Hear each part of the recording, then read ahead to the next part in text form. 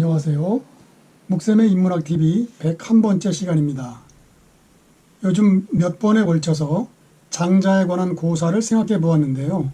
오늘은 사마천이 지은 사기에 나오는 자객들의 이야기를 준비했습니다. 이야기를 시작하기 전에 중국 영화 이야기를 하나 할까 합니다. 짱이모우 감독의 작품 영웅이라는 영화입니다. 이 영화는 오늘 제가 준비한 내용 자객 열전을 모티브로 하여 만든 작품입니다. 제가 이번 영상을 준비하면서 영화를 다시 한번 보았는데요. 역사와 영화는 아주 많이 달랐고 영화는 그저 영화일 뿐이라는 사실을 새삼 알게 되었습니다. 다만 그 아름다운 색채와 스펙터클한 영상 등은 볼만한 작품이라고 생각이 됩니다. 그럼 오늘 준비한 고사성어 절치부심, 먼저 한자부터 하나하나 알아보겠습니다.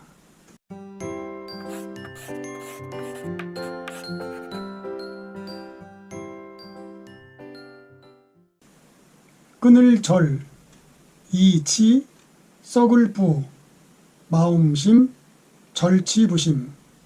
즉 몹시 분하여 이를 갈며 속을 썩인다는 말입니다. 간체자는 이치자의 변화를 주목해 주시기 바랍니다. 중국어에서는 치엘치후신, 치엘치후신이라고 합니다. 그럼 한 글자씩 알아봅니다. 먼저 절치부심에서 끊을 절자입니다.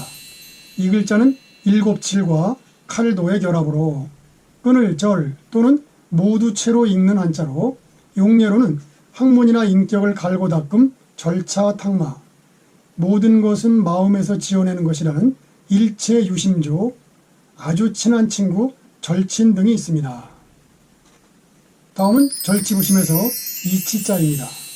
이 글자의 용례로는 입술을 잃으면 이가 시리다는 순망치한, 죽은 자식 나이새기 망자개치, 여자의 아름다운 얼굴 단순호치 등이 있습니다. 이어서 절치부심에서 썩을 부자입니다. 이 글자는 마을부와 고기육의 결합으로 용례로는 바르지 못하고 썩을 때려 썩었다는 부정부패, 흐르는 물은 썩지 않는다는 유수불부, 캐캐 묵음을 뜻하는 진부 등이 있습니다. 끝으로 절치부심에서 마음심자입니다. 이 글자의 용례로는 마음에서 마음으로 전한다는 이심전심, 물건을 보면 욕심이 생긴다는 견물생심, 얼굴은 사람이나 마음은 짐승이라는 인면수심 등이 있습니다. 자, 이제 한자를 모두 알아보았는데요. 이제부터 절치부심에 대해 알아보겠습니다. 때는 전국시대 말입니다. 진나라 왕 영정은 강력한 군사력을 바탕으로 천하통일을 목전에 두고 약소국들을 겁박하여 영토를 넓혀가고 있는 상황입니다. 이때 연나라 태자단은 진나라의 인질로 잡혀 있다가 도망을 쳐서 돌아온 후 복수의 칼을 갈고 있었지만 국력이 약해 어쩔 도리를 찾지 못하고 점점 조여오는 진나라의 침략에 불안한 나날을 보내고 있었습니다.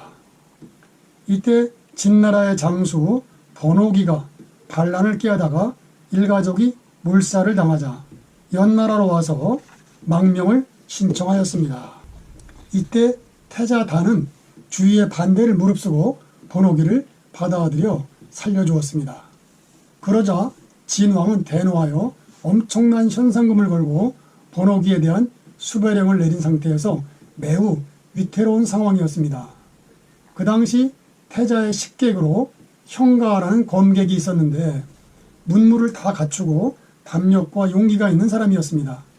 태자는 형가와 더불어 난국을 타개할 방책을 궁리한 끝에 자객을 보내 진왕 영정을 죽이기로 모의를 했습니다. 이때 형가는 이렇게 말합니다.